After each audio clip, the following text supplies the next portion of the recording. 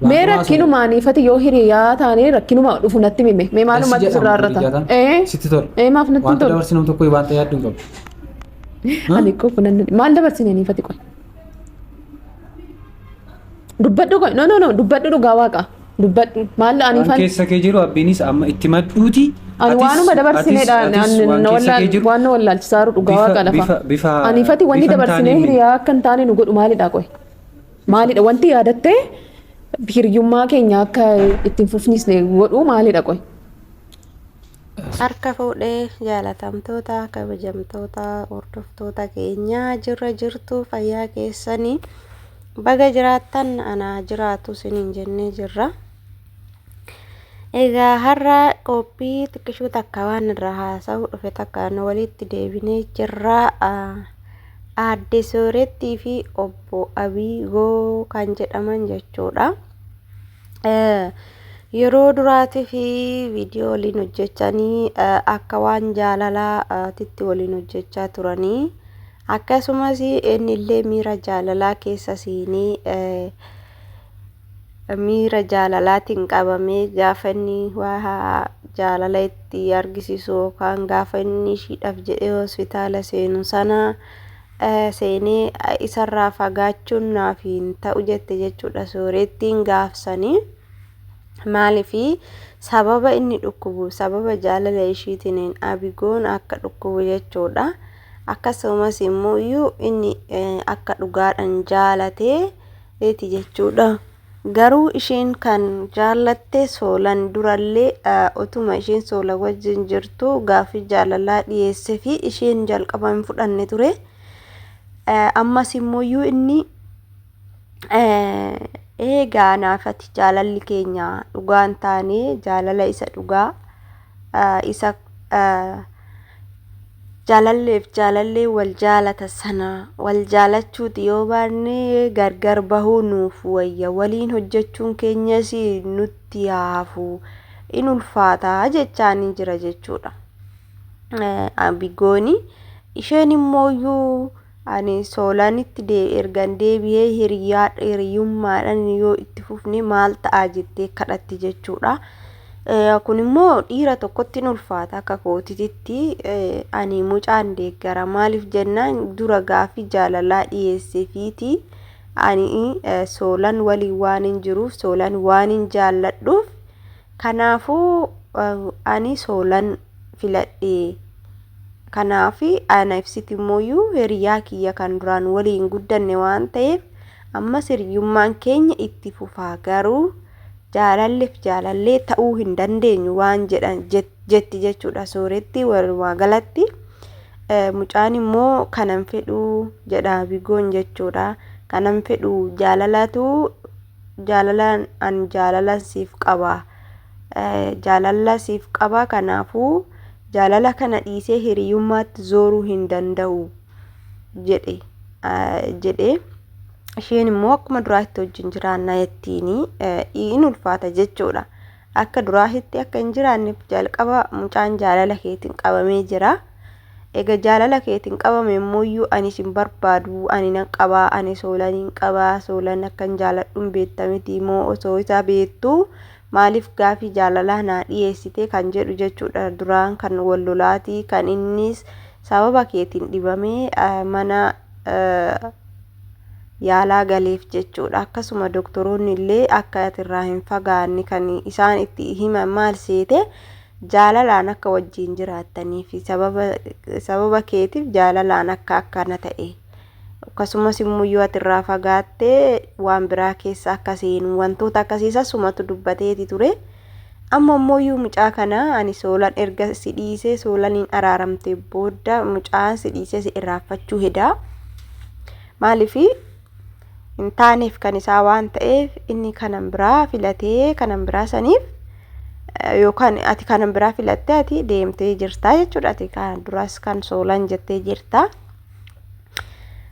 Innis immoo erga isheen kan namaa taate irraa fagaachuutiin qaba jedhee miira sirraa fagaachuu argisiisaa jira jechuudha. Mucaan kuni tariitii sirraa fagaachuun isaaf boqonnaa sammuu ta'uu danda'a. Namni jaalatee dhabe tokko akkam seete gaafa kophaa isaatitti of argu waa tokko barbaaddata, waa tokko tilmaammataa, nama isaa ta'uuf barbaaddachuu danda'a, sammuu isaatittuu deebi'uu danda'a. Gaafa namni tokko jaati jaalattee namni sun immoo lakki ani kan nama biraati jedhamee too itti dubbatamu baay'ee ulfaataadha jechuudha. Bakka mucaa kana gaafa buutee ilaaltu baay'ee tokko ulfaataadha jechuudha akka kiyyatti. Mucaan kun immoo jaalala siif qabu kana irraanfachuudhaaf yeroo xiqqoodhaaf sirraa fagaachuu barbaade, ati immoo maal gochuudhaaf mana dhaqxee kan immoo manatti kan kadhattu jechuudha. Hiriyummaan keenya durii itti fufuu qaba jetteeni jechuudha. Inni jaalala si jaalate malee hiriyummaa duraanii siif kan duraan ijoollummaadhaan waliin dabarsitan inni irraanfatee jira. Maaliif amma guddateera waan ta'eef miirri jaalalaatti dhaga'ame. Miirri jaalalaa yookaan bultiif si barbaadu tokko itti dhaga'ameera.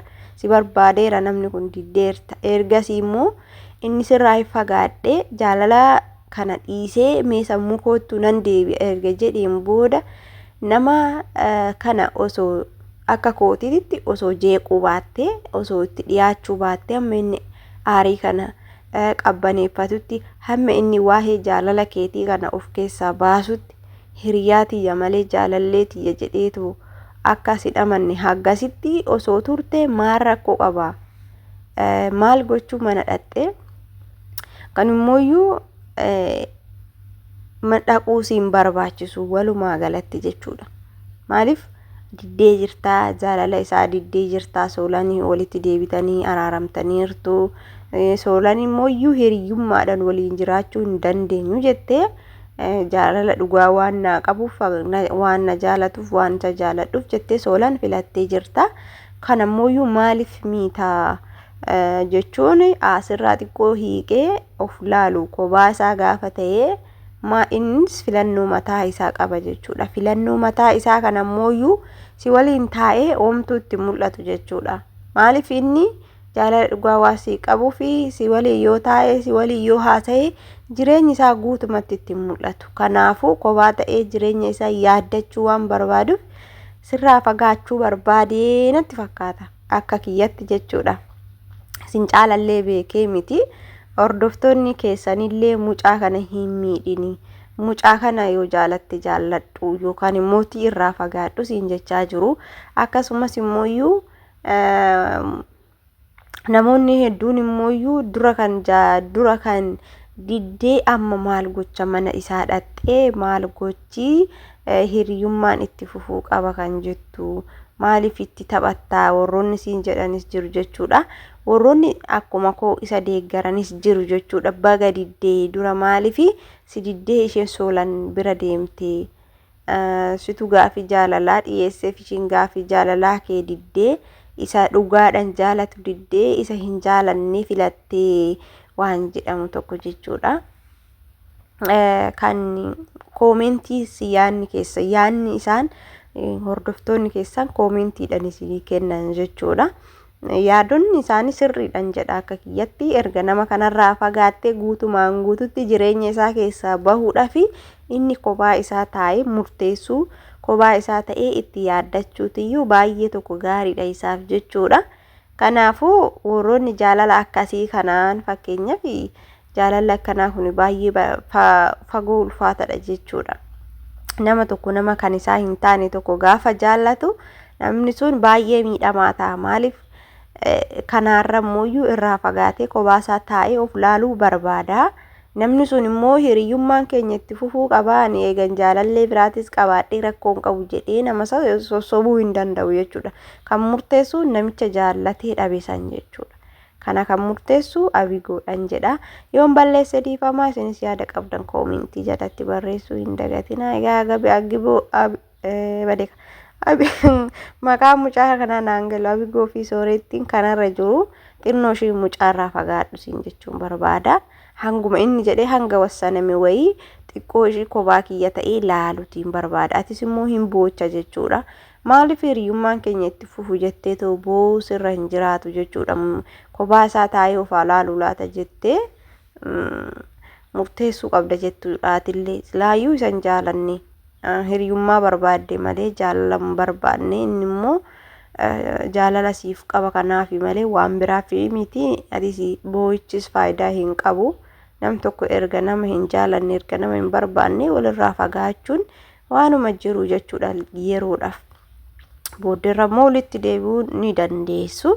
Ammaaf atis miira aariin guutamte innis miirri jaalalaa osoo keessaa hin bahin dhattee hiriyummaan keenya itti fufuu qaba. Wantoonni akkasii kun hin barbaachisanii siniin jennaa akkasiidha. Warri osoo hin jaalatin jaalatamtanis hin booninaayi. Jaallatamuun bayeessaa jaallatanii dhabuuti yoommoo ulfaatadha waan ta'eef ani abigoodhaaf murteessa. Jaallatanii dhabuun ulfaata hangam akka ta'e nama hubatetu beeka jechuudha. Kan jaallatame immoo hin boona.